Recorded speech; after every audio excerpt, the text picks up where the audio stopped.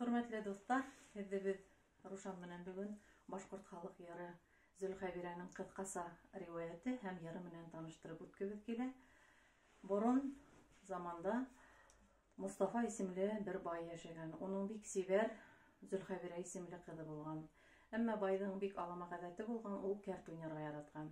Һәм бердән бер көндә ошол матур сибәр кызын кәрт уйнап үденән бик өлкән карт иргә оттырып кияүгә биреп ебәргән. Был йыр бик аяныслы һәм әсе ялмышлы катын-кыз турында була инде.